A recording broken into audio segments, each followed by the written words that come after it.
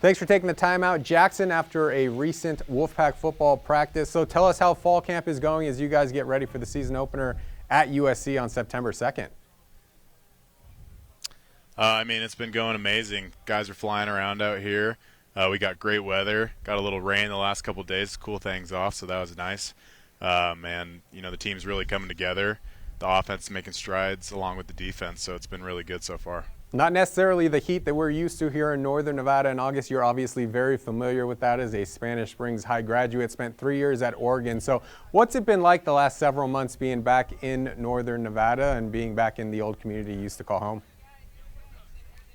It's amazing. I fit right back in and hanging out with the family and hanging out with all my friends, and I couldn't be more thankful to be back with this community and everyone that's helped me out. I know, you had a few knee issues over at Oregon. You had a couple of surgeries. So just take us through your 3 years at Oregon and what you had to overcome to get to the point where you're at now. There was a lot of physical and mental battles going on up there. I'm very grateful for my time up there and the people that helped me get there and the people that surrounded me up there. I had my first season cut short after meniscal tear and MCL tear, and that was the COVID season, so that was 2020. Came back, and the first day of fall camp the following year, I re-tore the same knee. So I lost that season, and it was supposed to be like a 8-month recovery, and I want to say we did it in 3, and so I was able to come back for that last Utah game and 2 more games, I think, that year. And then luckily the year after that I was healthy, but yeah, it was 2 basically season-ending surgeries and then a third to make sure it was all healed up.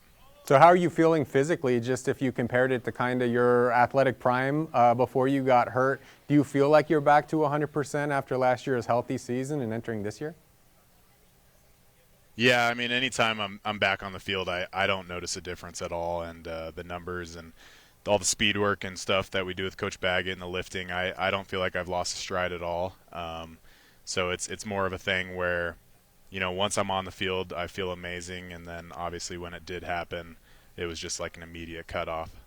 Tell us a little bit about how that made you a better player, maybe gave you a little bit of perspective that you didn't have after going through that adversity.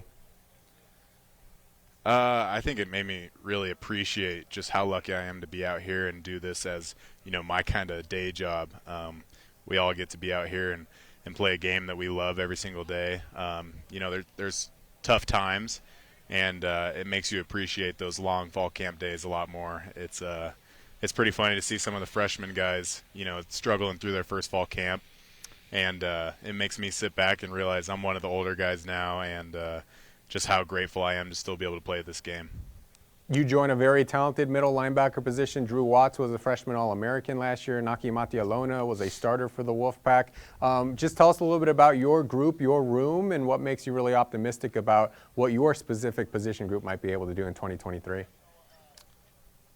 I think we're extremely talented. I'd compare it to the most talented linebacker rooms I've been around in my entire playing career.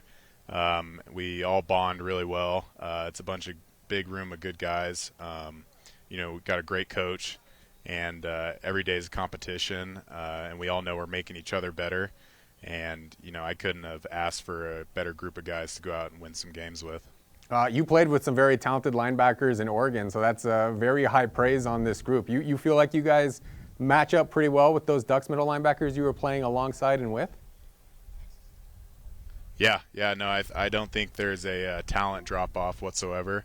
There's some differences in size, but just the mental aspect of the games, these guys really grasp it, and so it's good to be able to, bounce talent and ideas off of each other. Your position coach was a very good player himself. Mike Bethea played for Nevada before a little time in the NFL. So what have you learned from him? What have you liked working with Coach Bethea, who also is the co-defensive coordinator for the Wolfpack? He's just a really smart dude, and it's really nice to be able to have somebody that's played and excelled at the position to not only teach us the scheme, but also different techniques that he was able to use and excel with. He's a great guy, super smart, and just does a really nice job of not only telling us what we need to do, but why we need to do it and how it affects the positions around us as well. You guys are one of the more veteran positions. Obviously, the defense lost some really good players last year. Don Peterson, the top 3 tacklers, all safeties. So what have you liked thus far about your group and what you guys have been able to do as you get ready for the start of the season defensively? I think we've done a really good job in stepping up in a leadership role for the defense. Being one of the most communicative people on the field, the linebackers are, and so being able to take control and make sure that we're not only setting the tone, but making sure everybody's lined up correctly and following the playbook like we should. So season opener at USC, you did not play at the Coliseum when you were at Oregon, but you did take an unofficial recruiting visit to USC when you were a high school athlete. So what do you feel like that atmosphere is going to be like when you guys step into the Coliseum? A very special game. It's actually the 100th anniversary of USC playing at the Coliseum. Nevada played at USC if you go back to 1923. So this will be a very unique situation heading into the Coliseum. I think it's going to be surreal. I think it's awesome. It's a place with a ton of history, and so we're grateful to be able to go there and play. I'm excited to play on some grass. I recommend grass fields, and so that'll be good. And it's going to be awesome. All the history behind it, and I'm grateful to be a part of that. So you're wearing the navy blue now. What does it mean to you to wear silver and blue? You had a lot of opportunities out of high school. Nevada was one of the schools that offered you, but to come back home, put that uniform on, put on the new threads that you guys have, growing up in this community. I guess, what does that mean to you? It's awesome, being able to do something that I looked up to as a kid, playing at Spanish Springs and coming to Nevada games, and just being able to see the silver and blue and being able to be one of those guys in the community that people can look up to. And I've tried to take that super serious and be a good role model for all those kids that were like me when I was growing up. So I'm very grateful to be able to be in the silver and blue. Obviously, Nevada's put a lot of investment into its football program the last couple of years, most notably a new locker room put in place over there at Cashel Fieldhouse. So tell the folks at home about that new locker room and I guess how the players have responded to being able to use that as their new digs. Oh, it's sweet. Yeah, they did a very good job making that new locker room. We're fighting over every day who's going to play video games first, so you don't get the guys out of the locker room.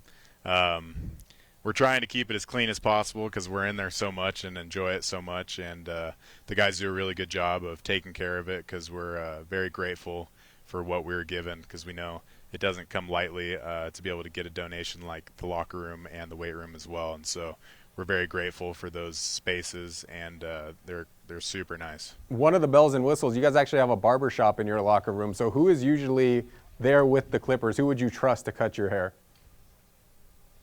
Oh, man. As you can see, my hair is not cut, so I guess nobody.